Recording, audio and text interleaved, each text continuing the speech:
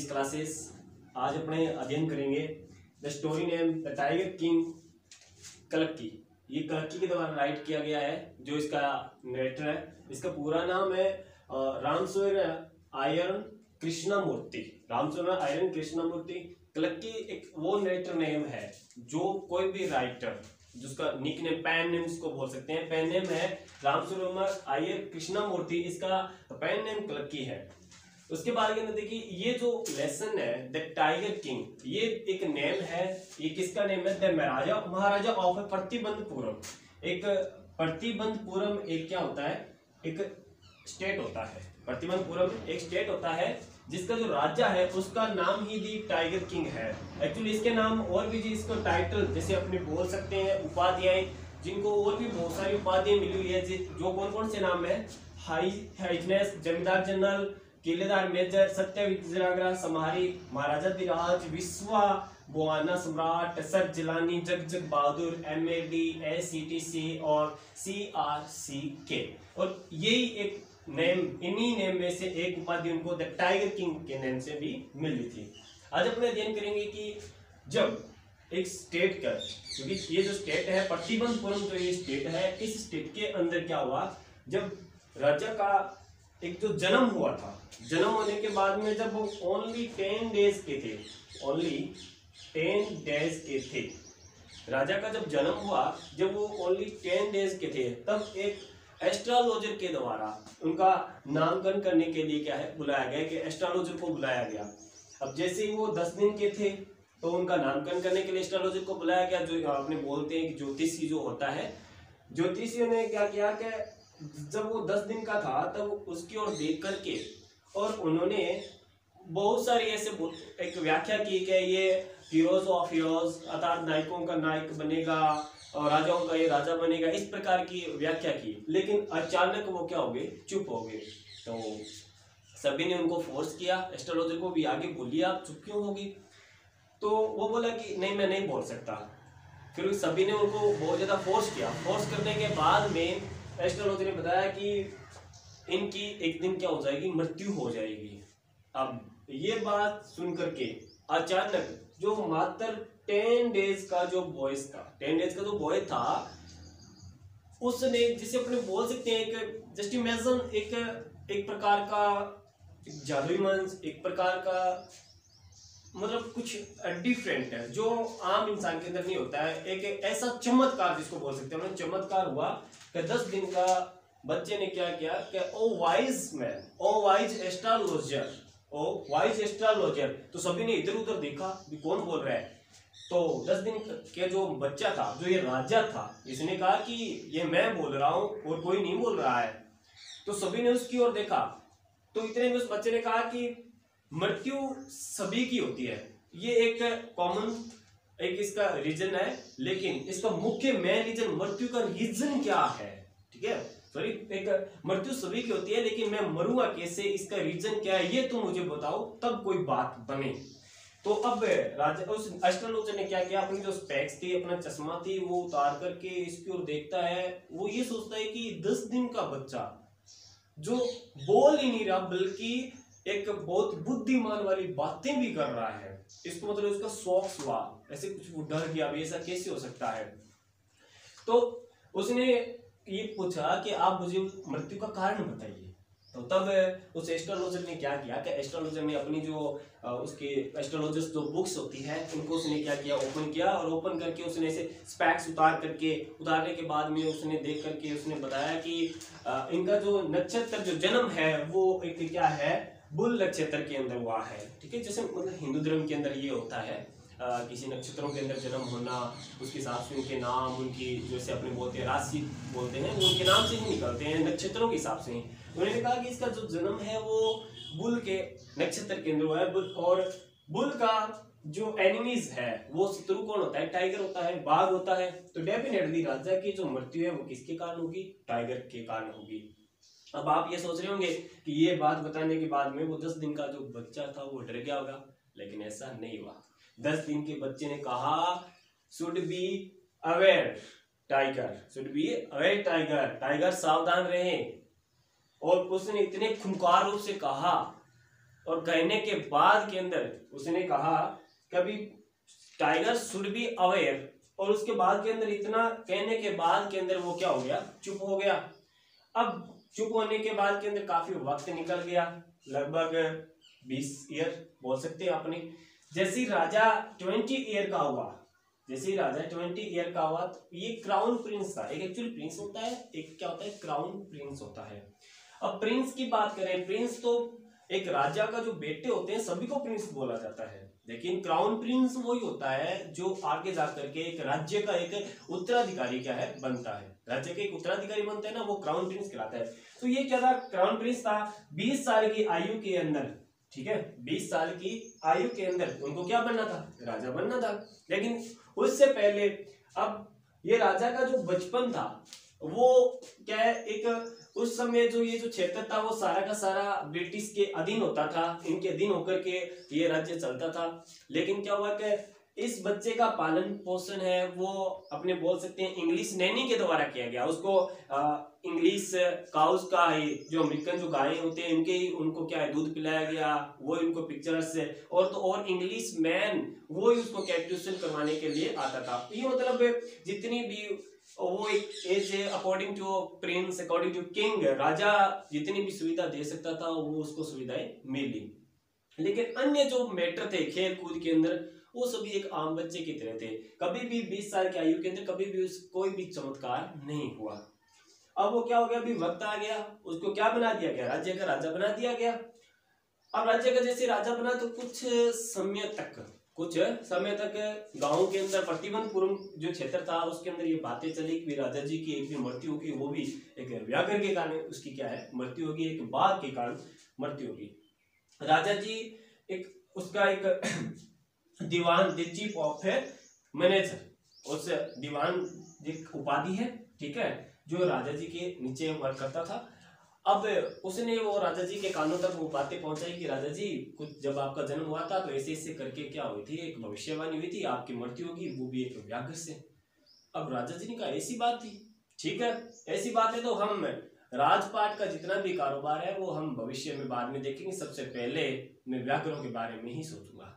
अब राजा जी ने क्या किया, अपना जितना भी क्षेत्र था उसके अंदर उन्होंने प्रतिबंध लगा दिया, ठीक है, प्रोहिबिटेड लगा दिया उन्होंने, किस पे, व्याघ्रों पे, कि मेरे अलावा यदि कोई व्याघ्रों को मारता है, मेरे अलावा यदि कोई व्याघ्रों को मारता है तो उनकी संपूर्ण संपत्ति क्या कर ली जाएगी, कंटेस्ट कर ली जाएगी, अधीन कर ली जाएगी एक राज्य के, और उसको पनिशमेंट मिलेगी वो अलग से। अब ये प्रतिबंध लगा दिया। अब राजा जी ने क्या किया, व्याघ्र मारने प्रारंभ कर दिए। अब राजा जी की काफी एज होने लगी थी। राजा जी ने अपने अब एक दिन के अंदर 2 दिन के अंदर वो ऐसे तो क्या है व्याघ्र एक दिन में तो 100 व्याघ्र मार नहीं सकते थे।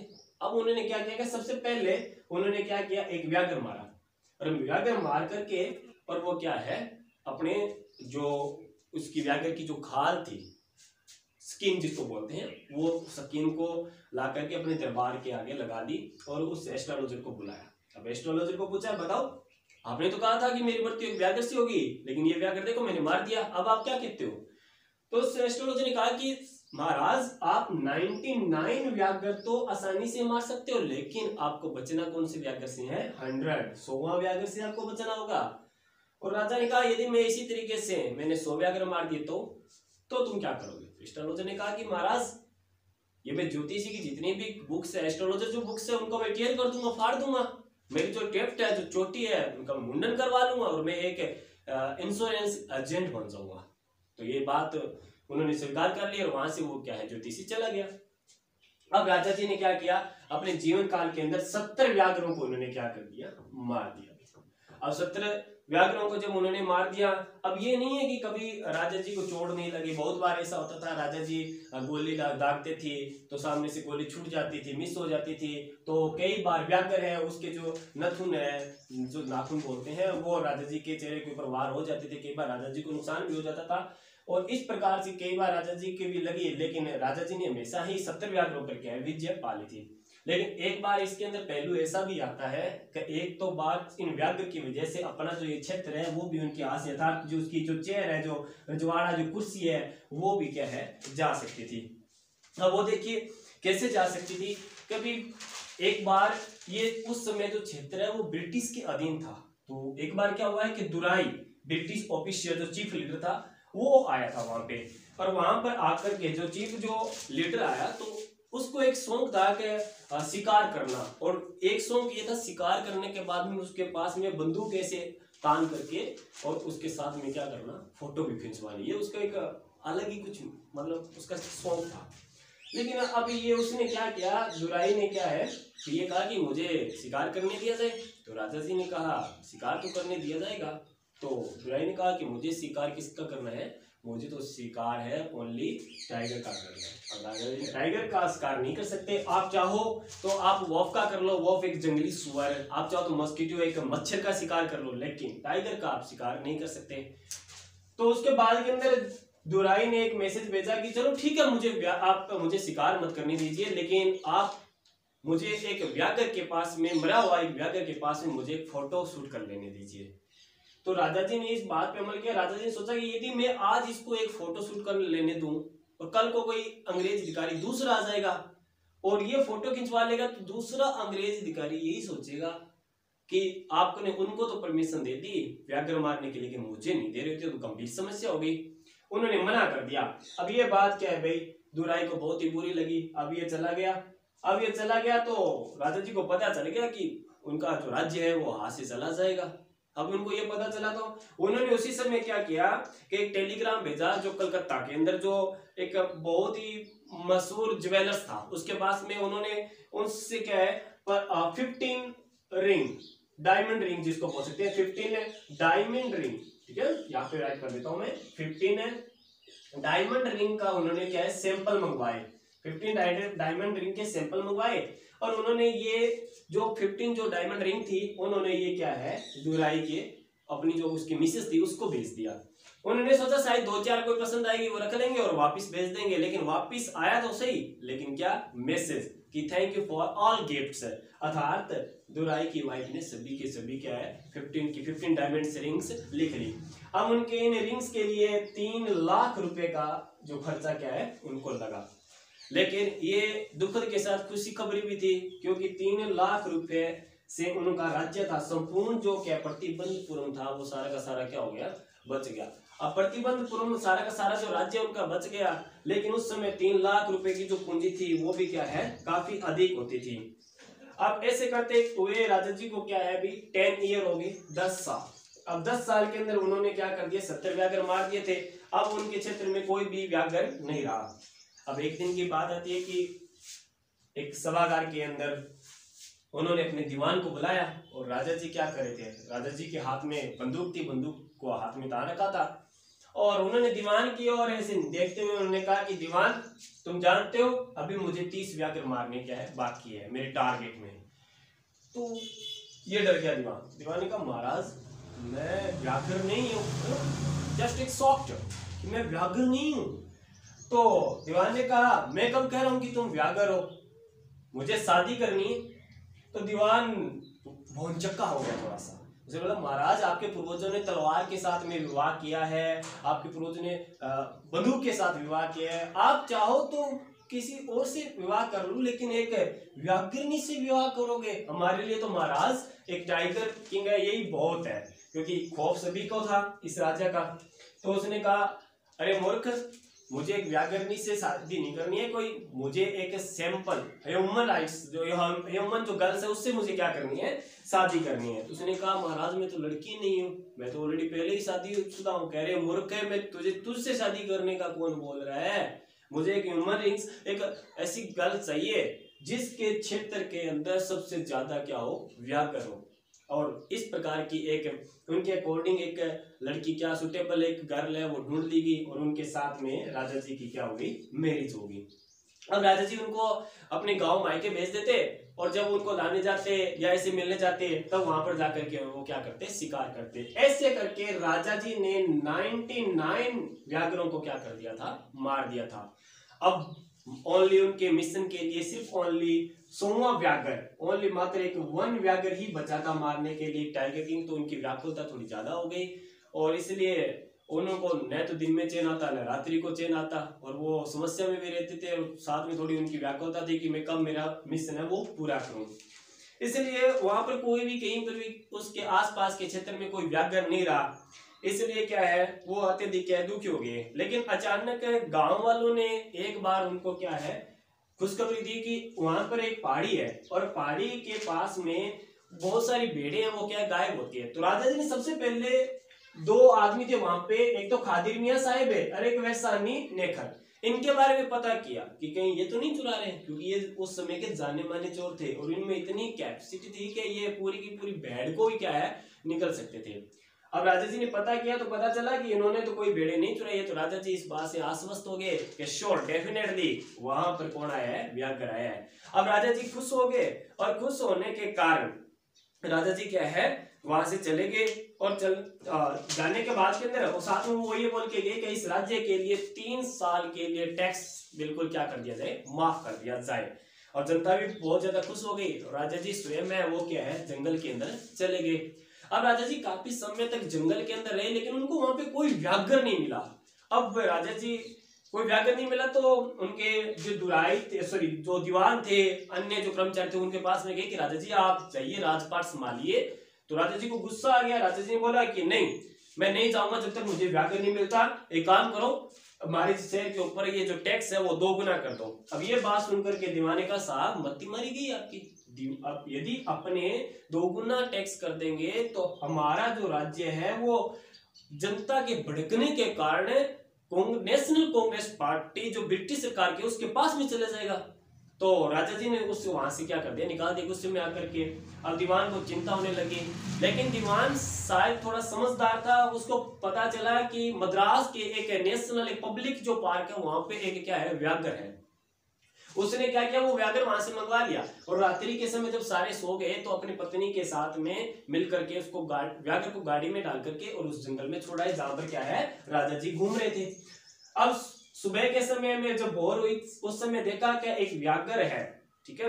वो व्याघ्र एक मतलब किसी भी प्रकार के कोई पार्क के अंदर था खेलने के लिए, जैसे अपने बोल सकते हैं किसी भी प्रकार का बच्चों का एंटरटेनमेंट करने के लिए ग्राउंड के लिए था। तो वो व्याघ्र थाकल था थोड़ा, मतलब लोकल लैंग्वेज में बोलते हैं ना कमजोर थाकल है उस प्रकार का। तो राजा जी के चारों ओर वो घूम रहा था। ऐसे अपने इमेजिन कर सकते हैं कि महाराज बोली मेरे लिए क्या हुक्म है, मतलब ऐसा उस टाइगर से शो हो रहा था। राजा जी ने आओ देखी ने और राजा जी ने सीधा क्या कर दिया उसे को शूट कर दिया। राजा जी ने उसको शूट किया तो व्याघ्र की क्या गोली शूट वो मिस हो गई थी, लगी नहीं थी, लेकिन वो उसकी आवाज सुन करके वो क्या हो गया बेहोश हो गया और वहीं पर वो क्या है गिर गया। अब जैसे वो वहां पर गिरा तो राजा ने ये सोचा कि मैंने क्या 100वां व्याघ्र मार दिया है, मेरा जो मिशन है वो क्या हो चुका है, पूरा हो चुका है। लेकिन एक्चुअली ऐसा कुछ भी नहीं था। वो राजा जी तो उसको क्या है उसकी जो स्किन लाने के लिए ऑर्डर देकर के वहां से क्या चल करके अपने राज्य के लिए चले गए गाड़ी में बैठ करके। अब जो शिकारी और थे राजा जी के पास में वो बंदूक लेकर के उस व्याघ्र के पास में गए। उन्होंने जैसे देखा तो व्याघ्र ने अपने आईज ओपन की। जैसे आईज ओपन किए तो उन्होंने क्या किया कि ये सोचा कि यदि इस व्याघ्र की सूचना राजा जी को देंगे तो राजा जी उनको क्या करेंगे, दंड देंगे, पनिशमेंट देंगे और हो सकता है राजा जी उनको मार भी दे। इसलिए उन्होंने क्या किया अपनी गोली से उस सोए व्याघ्र को उन शिकारियों ने मार दिया।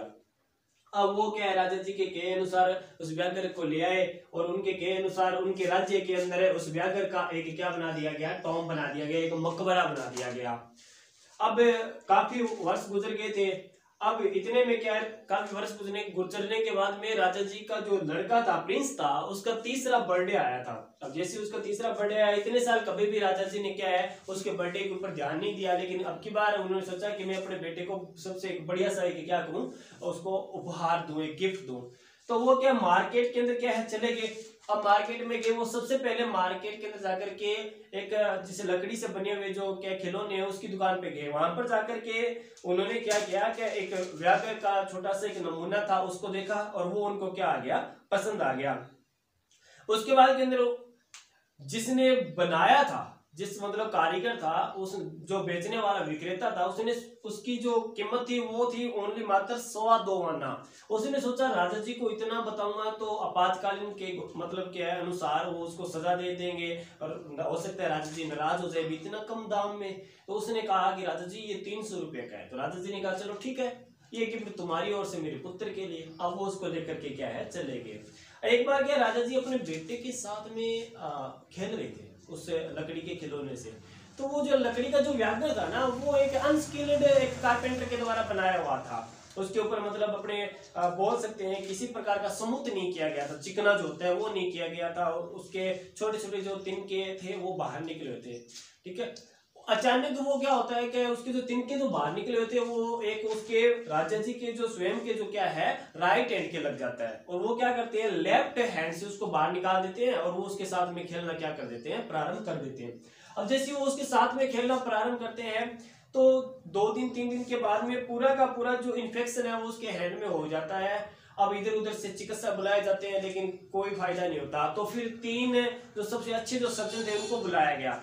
उन्होंने निर्णय लिया कि क्या किया जाएगा, इनको ऑपरेशन किया जाएगा। अब ऑपरेशन थिएटर में राजा जी को ले जाया जाता है, और ले जाने के बाद में वो जैसे ऑपरेशन होता है पूरा, तो वो बाहर आते हैं, आकर के वो एक लाइन बोलते हैं कि operation is successful but the Maharaja died, कि राजा जी की क्या है मृत्यु हो चुकी है, ऑपरेशन तो सक्सेसफुल हो चुका है। तो इस प्रकार से 99 जो क्या है जीवित जो व्याघ्र थे इनका बदला किसने लिया था, 100 व्याघ्रों का या 99 व्याघ्रों का जो बदला है राजा जी का, वो एक लकड़ी के बने हुए एक खिलौने ने क्या कर लिया, ले लिया। आखिर में भविष्यवाणी उस एस्ट्रोलॉजर की क्या हुई इससे, क्योंकि राजा की मौत है, भले ही वो लकड़ी का बना हुआ हो, भले ही वो ओरिजिनल व्याघ्र हो, लेकिन हुई एक टाइगर के द्वारा ही उसकी क्या है मौत हुई थी। आई होप आपको ये अच्छी लगी होगी स्टोरी।